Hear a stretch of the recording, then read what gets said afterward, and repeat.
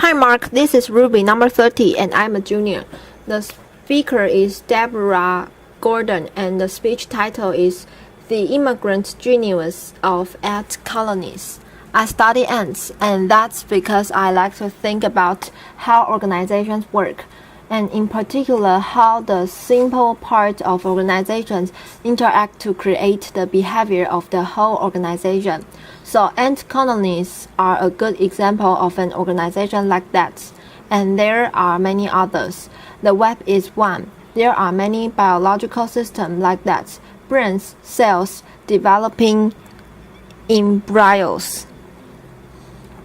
There are about 10,000 species of ants.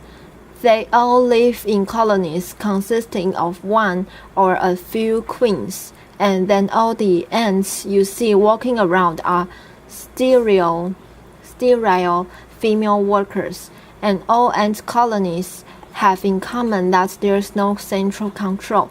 Nobody tells anybody what to do. The queen just lays the eggs. There's no management. No ant directs the behavior of any other ant.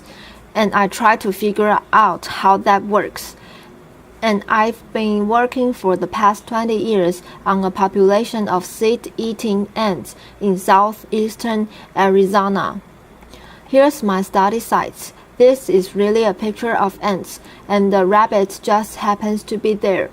And these ants are called harvester ants because they eat seeds. This is the nest of the mature colony, and there's the nest entrance, and they forage maybe for about 20 meters away, gather up the seeds and bring them back to the nest and store them. And every year I go there and make a map of my study site. This is just a road, and it's not very big. It's about 250 meters on one side, 400 on the other. And every colony has a name, which is a number, which is painted on a rock. And I go there every year and look for all the colonies that were alive a year before, and figure out which ones have died, and pull all the new ones on the map. And by doing this, I know how old they all are. And because of that, I've been able to study how their behavior changes as the colony gets older and larger. So I want to tell you about the life cycle of a colony. Ants never make more ants. Colonies make more colonies. And they do that by each year sending out the reproductives. Those are the ones with wings on a mating flight. So every year on the same day, and it's a mystery exactly how that happens. Each colony sends out its virgin unmated queens with wings and the males, and they all fly to a common place and they mate. And this shows a recently virgin queen. Here's her wings, and she's in the process of mating with this male, and there's another male on top waiting his turn. Often the queens mate more than once, and after that the males all die. That's it for them. Laughter. And then the newly mated queens fly off somewhere, drop their wings, dig a hole and go into that hole and start laying eggs. And they will live for 15 or 20 years, continuing to lay eggs, using the sperm from that original mating. So the queen goes down in there. She lays eggs. She feeds the larvae. So an ant starts an egg, then it's a larva. She feeds the larva by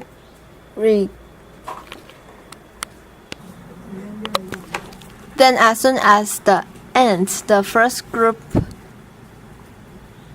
she lays eggs, she feeds the larvae, so an ant starts as an egg, then it's a larva. She feeds the larvae by regurgitating from her fat reserves. Then as soon as the first group of ants emerge, their larvae, then their pupae, then they come out as adult ants. They go out, they get the food, they dig the nest, and the queen never comes out again. So this is 1-year-old colony. This happens to be 536. There's the nest entrance. There's a pencil for scale. So this is the colony founded by a queen the previous summer. This is a 3-year-old colony. There's the nest entrance. There's a pencil for scale. They make a midden, a pile of refuse, mostly the husks of the seeds that they eat. This is a 5-year-old colony. This is the nest entrance. Here's a pencil for scale. This is about as big as they get, about a meter across. And then this is how colony size and numbers of worker ants changes. So this is about 10,000 worker ants changes as a function of colony age in years. So it starts out with 0 ants, just the founding queen, and it grows to a size of about 10 or 12,000 ants when the colony is 5, and it stays that size until the queen dies, and there's nobody to make more ants when she's about 15 or 20 years old, and it's when they reach this stable size in numbers of ants that they start to reproduce, that is, to send more winged queens and males to that year's mating flights. And I know how colony size changes as a function of colony age because I've dug up colonies of known age and counted all the ants. Laughter. So that's not the most fun part of this research, although it's interesting. Laughter. Really, the question that I think about with these ants is what I call task allocation. That's not just how is the colony organized, but how does it change what it's doing? How is it that the colony managed to adjust the numbers of workers performing each task as conditions change? So things happen to an ant colony. When it rains in the summer, it floods in the desert. There's a lot of damage to the nest, and extra ants are needed to clean up that mess.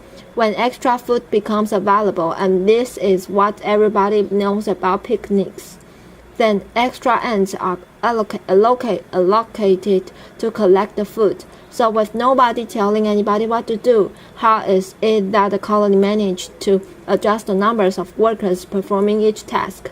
And that's the process that I call task allocation. And in harvester ants, I divided the task of the ants I see just outside the nest into these 4 categories, where an ant is foraging. When it's out along the foraging trail, searching for food or bringing food back, the patrollers that's supposed to be an magnifying glass are an interesting group that go out early in the morning. Before the foragers are active, they somehow choose the direction that the foragers will go, and by coming back just by making it back, they tell the foragers that it's safe to go out. Then the nest maintenance workers work inside the nest, and I wanted to say that the nest look a lot like Bill Leishman's house. That is, that there are chambers inside. They line the walls of the chambers with moist soil, and it dries to a kind of an adobe-like surface in it. It also looks very similar to some of the cave dwellings of the Hopi people that are in that area. And the nest maintenance workers do that inside the nest, and then they come out of the nest carrying bits of dry soil in their mandibles. So you see the nest maintenance workers come out with a bit of sand, put it down, turn around and go back in. And finally, the maiden workers put some kind of territorial chemical in the garbage. So what you see the maiden workers doing is making a pile of refuse. On one day it'll be here, and then the next day they'll move it over there, and then they'll move it back. So that's what the maiden workers do. And these 4 groups are just the ants outside the nest. So that's only about 20% of the colony, and they're the oldest ants. So an ant starts out somewhere near the queen, and when we dig up nests, we find they're about as deep as the colony is wide. So about a meter deep for the big old nest. And then there's another long tunnel and a chamber, where we often find the queen after 8 hours of hacking away at the rock with the pickaxe. I don't think that chamber was evolved because of me and my backhoe and my crew of students with pickaxe, but instead because where there's flooding, occasionally the colony has to go down deep. So there's this whole network of chambers. The queen's in there somewhere. She just lays eggs. There's the larvae, and they consume most of the food. And this is true about most ants, that the ants you see walking around don't do much eating. They bring it back and feed it to the larvae. When the foragers come in with food, they just drop it into the upper chamber, and other ants come up from below, get the food, bring it back, husk the seeds, and pile them up. There are nest maintenance workers working throughout the nest, and curiously and interestingly, it looks as though at any time about half the ants in the colony are just doing nothing. So despite what it says in the Bible about, look to the ants, those sluggards, in fact, you could think of those ants as reserves. That is to say, if something happened, and I've never seen anything like this happen, but I've only been looking for 20 years. If something happened, they might all come out if they were needed. But in fact, mostly they're just hanging around in there. And I think it's a very interesting question. What is there about the way the colony is organized that might give some function to a reserve of ants who are doing nothing, and they sort of stand as a buffer in between the ants working deep inside the nest and the ants working outside. And if you mark ants that are working outside and dig up a colony, you never see them deep down. So what's happening is that the ants work inside the nest when they're younger. They somehow get into this reserve, and then eventually they get recruited to join this exterior workforce. And once they belong to the ants that work outside, they never go back down. Now most ants, including these, don't see very well. They have eyes. They can distinguish between light and dark, but they mostly work by smell. So just to reinforce that what you might have thought about ants queens isn't true. Even if the queen did have the intelligence to send chemical messages through this whole network of chambers to tell the ant outside what to do, there is no way that such message could make it in time to see the shift in the allocation of workers that we actually see outside the nest. So that's one way that we know the queen isn't directing the behavior of the colony. So when I first set out to work on task allocation, my first question was, what's the relationship between the ants doing different tasks? Does it matter to the foragers that what the nest maintenance workers are doing? Does it matter to the maiden workers what the patrollers are doing? And I was working in the context of a few of ant colonies in which each ant was somehow dedicated to its task from birth and sort of performed independently of the others, knowing its place on the assembly line. And instead, I wanted to ask, how are the different task groups interdependent? So I did experiments where I changed one thing. So for example, I created more work for the nest maintenance workers by putting out a pile of toothpicks near the nest entrance early in the morning when the nest maintenance workers are first active. This is what it looks like about 20 minutes later. Here it is about 40 minutes later, and the nest maintenance workers just take all the toothpicks to the outer edge of the nest mound and leave them there. And what I wanted to know was, okay, here's a situation where extra nest maintenance workers were recruited. Is this going to have any effect on the workers performing other tasks? Then we repeated all those experiments with the ants marked. So here's some blue nest maintenance workers. And lately we've gotten more sophisticated and we have this 3-color system, and we can mark them individually so we know which ant is which. We started out with model airplane paint, and then we found these wonderful little Japanese markers, and they work really well. And so just to summarize the results, well, it turns out that yes, the different tasks are interdependent. So if I change the numbers performing one task, it changes the numbers performing another. So for example, if I make a mess that the nest maintenance workers have to clean up, then I see fewer ants out foraging. And this was true for all the pair-wise combinations of tasks. And the second result, which was surprising to a lot of people, was that ants actually switch tasks. The same ant doesn't do the same task over and over its whole life. So for example, if I put out extra food, everybody else, the medium workers, stop doing medium work and go get the food.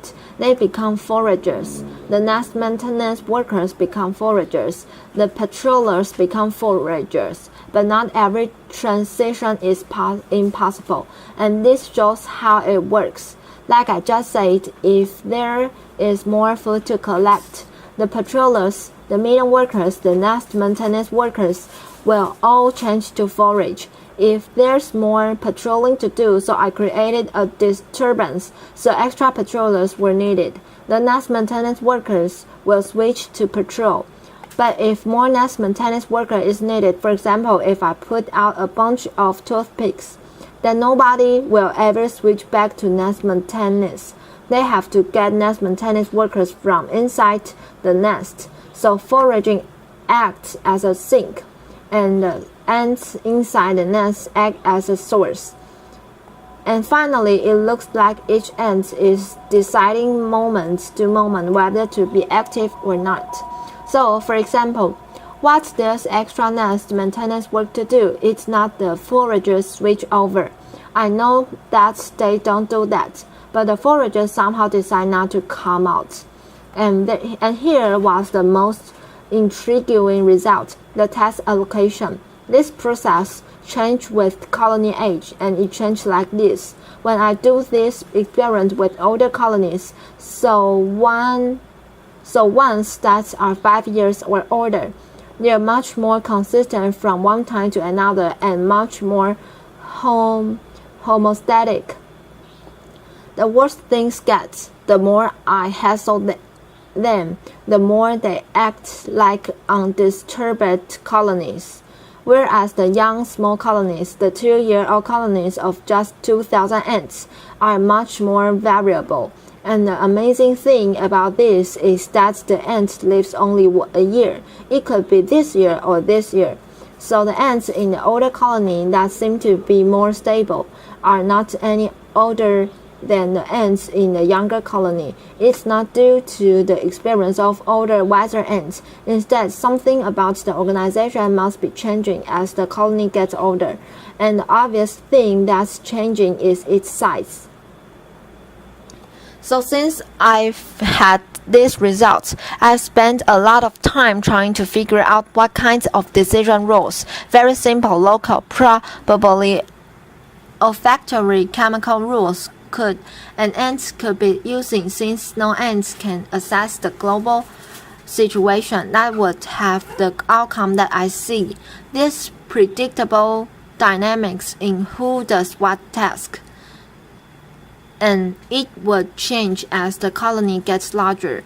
And what I found out is that ants are using a network of antennal contacts. So anybody who's ever looked at ants has seen them touch antennae. They smell with their antennae.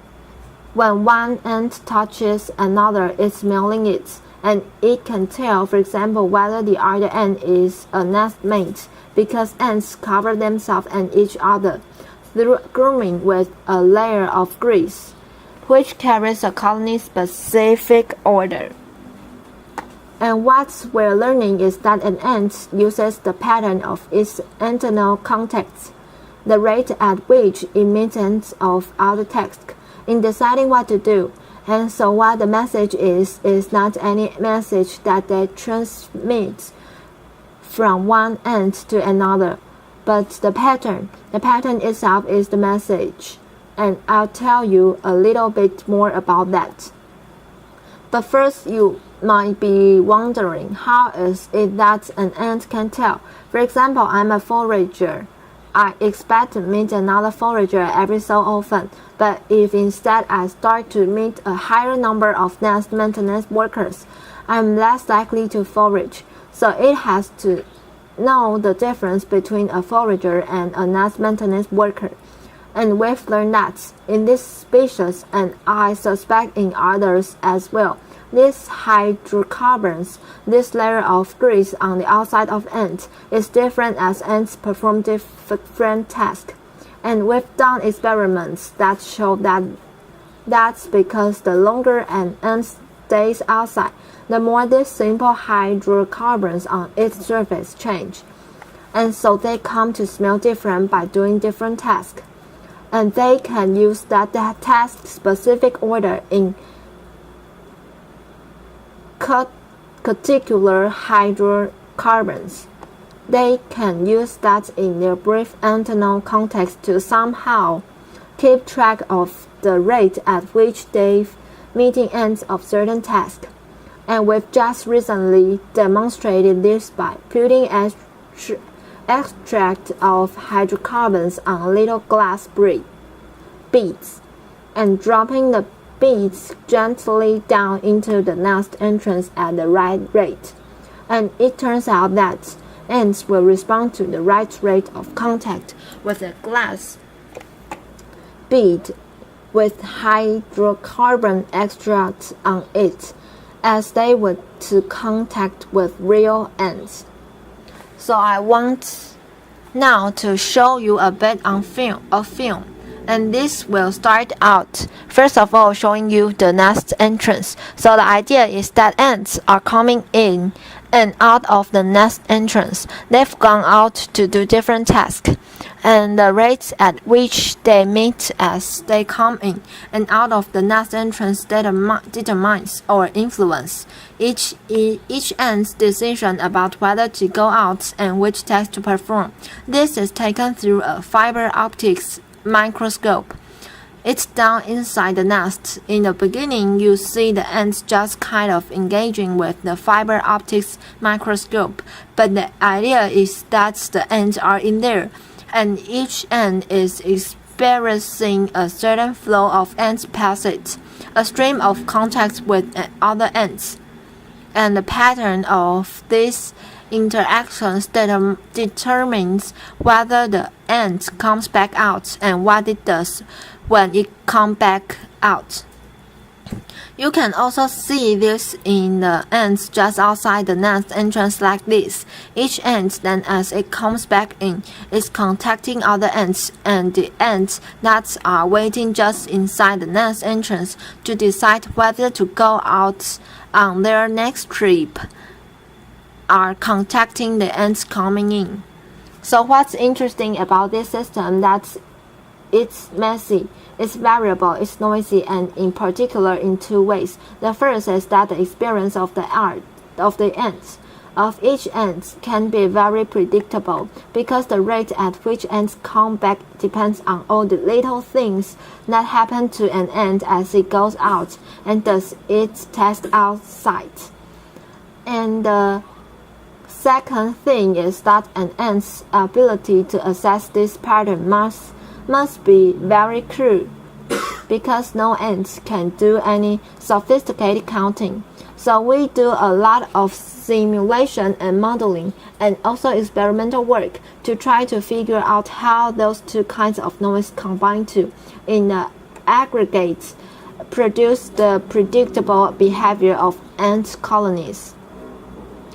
Again, I don't want to say that this kind of haphazard pattern of interactions produce a factory that works with the precision and efficiency of clockwork.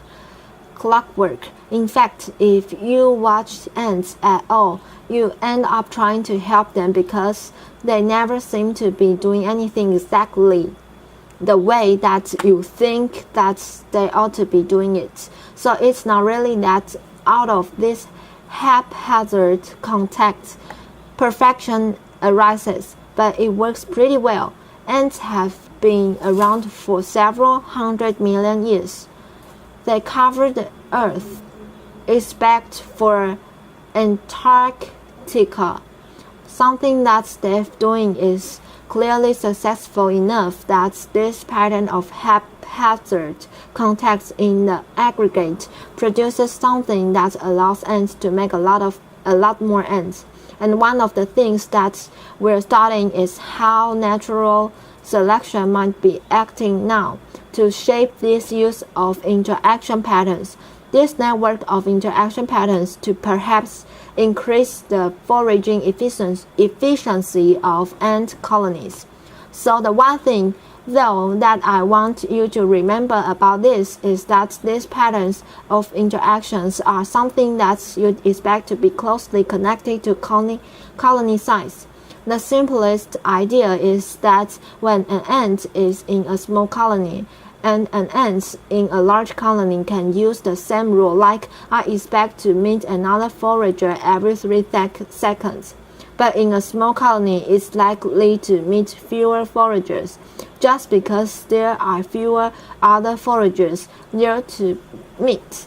So this is the kind of rule that, as the colony develops and gets older and larger, will produce different behavior in an old colony and a small young one. Thank you. Applause. This is the end of my recording. Thank you for listening.